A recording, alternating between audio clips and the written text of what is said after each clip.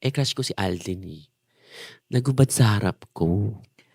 Sa harap ko talaga. Lingid sa inyong kaalaman, si Eco po ay naging like mainstay, tama ba? Like regular host Opo, yeah. ng Eat Bulaga. And this was pre-pandemic Eat Bulaga. Opo. Hindi to yung nag-away-away na Eat Hindi, Bulaga. hanggang sa last day before the pandemic, nandun ako. So mga 2018. 2020. 18 to 20, Yeah, mga po. ganyan. Okay, sige. Ano kamusta experience mo? Siyempre, bilang isang nanonood lang ng Itbulaga nung bata ka, hindi ko naman nakalain talaga na magiging host ako. Dati nga inisip ko, naging host ba ako? Oo, nag-host ako ng segment, so host ako. Host ka? Oo, kasi mga kasamahan ako na, hindi ko man host dun, ano ka lang dun saling pusa ka lang dun. Sabi ko, baka nga. Hindi, minsan ang TF ko, 25,000, yung mga ganun yung inano ko sa sarili ko. Kasi ba pag live yung airing, biglang may mga insertion ng commercial, Yes, tapos yes. pipili sila kung sinong artist yung gusto nila. Yes. Napipili ako dun. Oh. Parang 4 times ako napili sa ganun. Okay. Kamusta experience? Ano mga makakwento mo sa amin sa... Anong gusto mo? Good or bad? Both. Saan mo gusto magsimula? Ikaw na bahala. Okay, you let's decide. start alphabetically. Okay. Letter A. Alden Richards. Kasama ko si Alden that time sa barangay. So, siya muna, parang may ginawa silang segment. So, ako waiting. So, dahil may segment siya, yung gwapo, pawis. Standby lang ako. Ito ako, table, dyan siya. Nagpalit ng damit. Crush ko si Alden, eh. Nagubad sa harap ko. Sa harap ko talaga.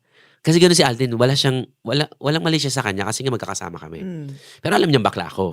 I don't think so na alam niyang crush ko siya. Pero nagubad siya sa harap ko. Kita ko talaga yung pink na nipples, yung makinis na ganyan. Gumanon eh. So ako gano'n lang. Thank you Lord. Ganyan lang ako sa isip ko lang Tapos tumalikod siya. Nagpalit ng damit. Humarap, sabi niya. Eko, sabi ko bakit? Huwag mo naman akong kainin sa isip mo. Totoo. At tingin ko naalala niya pa yan. Sa isip ko, tama. Kaya nakapaubos. Kung magnum ka, ubos, stick ka na lang ngayon. Oo, kaya pag magkakasama kami, tapos magkakarap kami, may time pa niyan, maliit siya yung long table, maliit lang. Tapos karap siya, kumakain ako. Sabi niya sa akin, no. After nung incident na, yung sabi niya, huwag mo naman akong kainin sa harap mo. Sa isip mo. Kumakain ako, siya hindi. Sabi niya, sarap ba yung ulam mo? Sabi ko, oo. Tapos tatayo siya, oo. Saan ka pupunta? Aalis. Walang naglalakad na ulam. Sabi ko sa kanya, tawa lang siya. I love you, Alden. I miss you. I heard Alden is really one of the pinakamabait talaga na superstar Sobrang sa Pilipinas. bait. I've heard it from... I haven't worked with him. I've met him before. I haven't worked with him. Pas, yung parang... yung hindi proportionate yung pagiging mabait niya sa pagiging sikat niya. Yung, gets mo yung point ko? Parang sabi ko, parang tugod-tubit naman yung ganyan niya. Pero totoo eh. Right. Alam mo, ang daming damit na binigay sa akin. Kasi diba nagsisimula ako. Ang suot ko lagi sa Itbulaga before polo. Ang dami niya palang polong hindi ginagamit. Tapos puro mga designers pa. Dami niya binigay sa akin polo. Gamit na sa'yo pa rin hanggang ngayon? Oo, nasa bahay. Wow. Hindi ko masuot kasi matangkad siya eh. Yung iba lang. Okay. Kailangan ko pang pa-alter. Right. Okay. Any other memories about Itbulaga? You also had bad memories or Yeah. bad experiences. Anong klaseng bad experiences ba to? First time ng Itbulaga sa Dubai. Hindi naman to sa host. Sa staff naman to.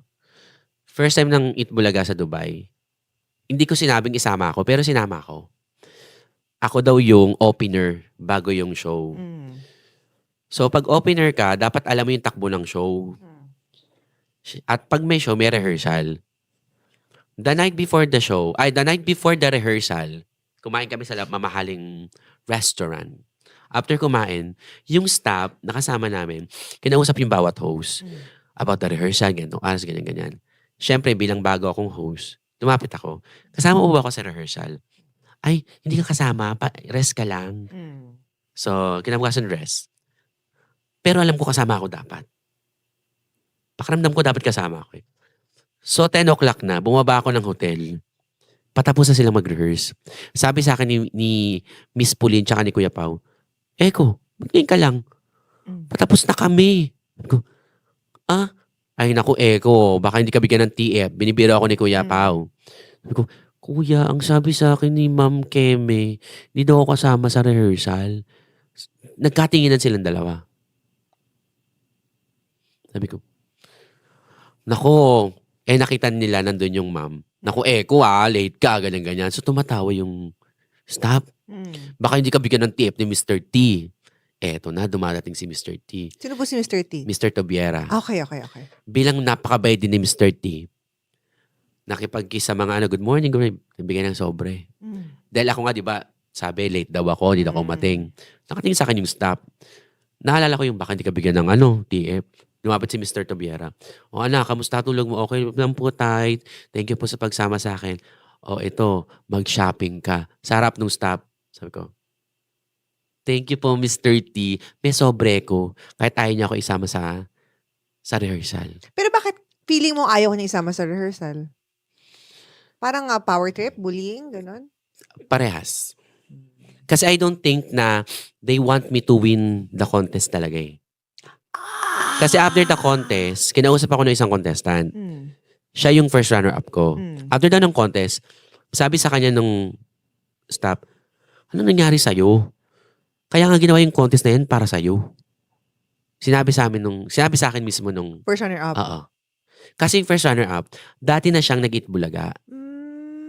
Sumikat na siya sa Itbulaga before. Yun ang sinabi niya sa amin. Sabi ko, at least loyal siya sa inyo, kunento pa rin sa inyo yan. Hindi kasi that time, nung nanalo ko, kinagabihan, may racket kami dapat. Dahil siya yung first runner-up, parang in-expect niya rin manalo. Parang nagdamdam siya, hindi siya sumama. Parang later na lang niya napagtanto na, mubo na ako. Walang mangyari kung sasaktan ako ganyan. Kaya kinento niya sa amin. So sabi ko, kaya siguro ganyan sila sa akin. Kasi kahit sa shuttle pa lang sa Dubai, nung namimigay na ng itinerary, sabi sa akin ng staff, ikaw, Eko, huwag ka masyadong lumabas, baka maligaw ka. Alam ni Boss Alan Kay na nag-Dubai ako. Sabi ni Boss Alan Kay, hoy, baka kayo maligaw dito, baka itur pa kayo ni Eko. Ang tagal-tagal niya nag-Dubai, no? Ginanon niya. Tapos tumahimik lang yung yung staff. Strike 2 yun, ha? Strike 3. Show proper. Ako na una. Siyempre ako yung magpo-front act eh. Dalawang bilog na table yung nandun sa gilid ng stage. Dito, tas dito, may laman na bag. Umupo ako doon sa walang laman na bag. Pag upo ko doon, sabi ng staff, ito yung same staff. Sabi niya, Eko, anong ginagawa mo dyan? Ano po, makeup po. Ay, mga host dyan, dito ka. Okay lang, wala pa naman tao eh. Sa makeup. Dumating yung mga host. Nakita ko ni Kuya Pao tsaka ni Boss AK.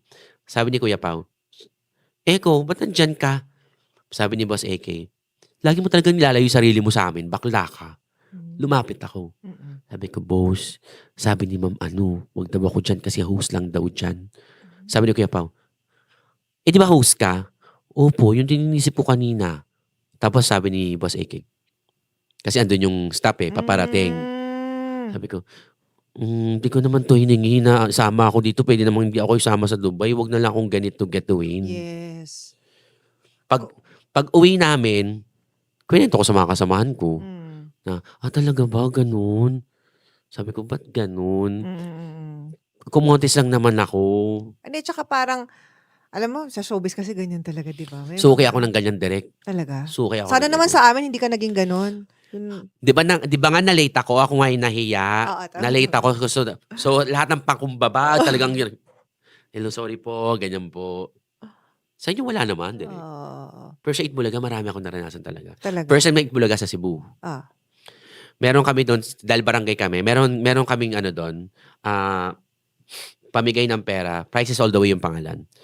So, may rehearsal muna bago yung live. Tinuro sa akin ng director kung paano ipapabunot yung susi, paano ibigay yung prize. Ni-rehearse namin, parang prize yata. Tama yung ni-rehearse. Eto na, live na. Ang daming Cebuano sa paligid. Nanalo na siya, binubunot niya na yung susi, binubuksan niya na yung prize. Narinig ko, may sumisigaw. Ego! Mali! Ganyan-ganyan. Tangina mo! Mali! Tangina naman eh.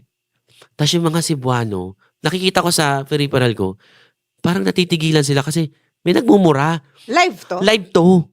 Ba't may nagmumura? Hindi siya maririnig kasi yes. nasa, di ba, may lapel. Sa isip ko, mumura. Problema. Congratulations po, madam. Nanalo ka po ng rice cooker and 5,000 pieces. Yun na, tapos na. Ah. So, di mo na ako lamat. Kasi alam ko minumura ako eh. Nakita ko yung director na yun, nakaupo Aha. sa monoblock. Tignan ko, susugurin ko ba to? Ah. Sasakalin ko ba to? Ngungudgud ko ba to? Kasi hindi ako minura ng nanay ko, no? Mhm. Sa harapan ng ibang tao. So, papalapit ako. Tapos may isang staff doon na mabait. Tinignan ako. Parang alam niya yung gusto kong gawin eh. Mm. Sabi sa akin, katabi niya kasi yung standby area. So, parang, wag na, pumasok ka na lang dito. Paglapit kong ganun, sabi sa akin ng director, kailangan ba ganunin pa kita? Sa isip ko, wow. Sabi ko na lang sa kanya, okay na yung direct. See you later. Pasok ako dun sa loob. Sabi sa akin yung staff na isa, pasensya ka na. Stress lang yan, pinagalitan sa loob, pinagalitan sa studio.